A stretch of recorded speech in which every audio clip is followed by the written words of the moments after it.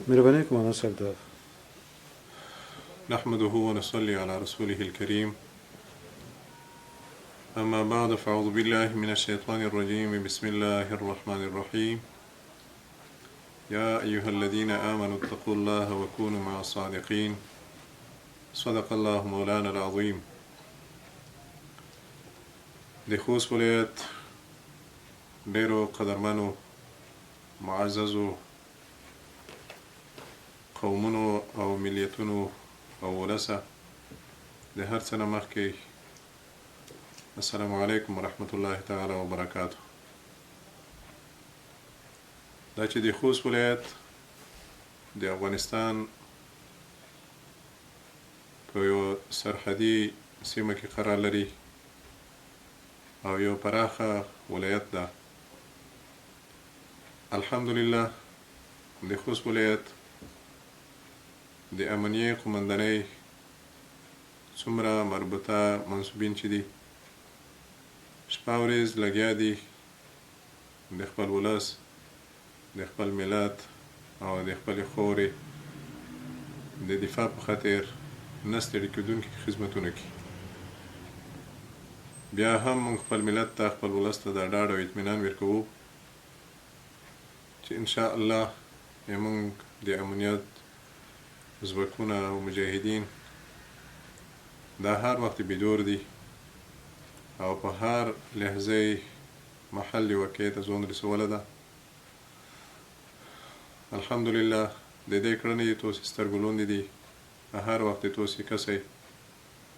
بیا به هم په آینده کې موږ او کوشش کوو ان شاء الله چې موږ څومره په واس کې وي خپل واس هغه د خپل ولس نه موږ نه ده درې کړه.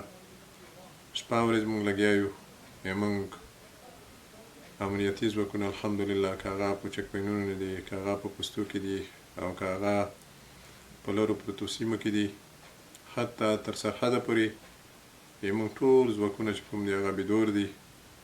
په هره صحنه کې دی چې کله یوه واقعه پېښه شوې ده نو بالفعل هغه ځای ته ځون رسوله ده. بیا به هم انشاءالله موږ د امنیت دا څومره ځواکونه چې دي منصوبین چې دي د خپل ملت نه د خپل ولس نه به په ډېره مېړانه او په شهامت دفاع کې انشاء الله. خو موږ د خپل ملت او د خپل ولس نه هم د امنیت په برخه کې پوره همکاري وغواړو ځکه دی د امنیت په برخه کې موږ سره پوره ونډه لري. دولت دا چې څومره کېږي دا په ولس کېږي او د دولت او ولس د دې مثال داسې ده لکه هډوکه او غوښه دا سره لازم او ملزوم دي. څومره چې امنیت کې د امنیت ځواکونه هغه ونډه او برخه لري د هغې په څو فیصدۍ کې ولس هم ده.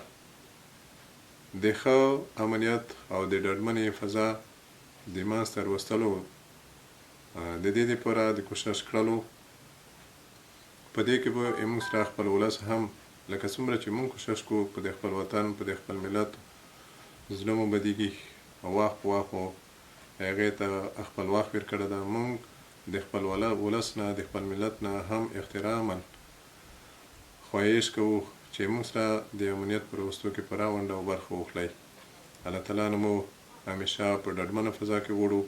موږ به انشاءالله شپه ورځ د توسې په خدمت کې وو. ټولو خویشمېشتو ته موږ دا پیغام ورکوو او دا زیری ورکوو چې تاسو ټول د الله جل شانه په نصرت کاملا په اطمینان کې اوسېږئ. موږ تاسو بچیون یو.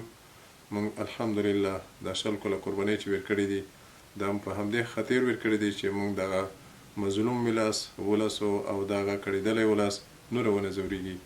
الله تعالی مو په ډاډمنه فضا کې زندګي نصیب کا. واخر دعوانا الحمد لله رب العالمين.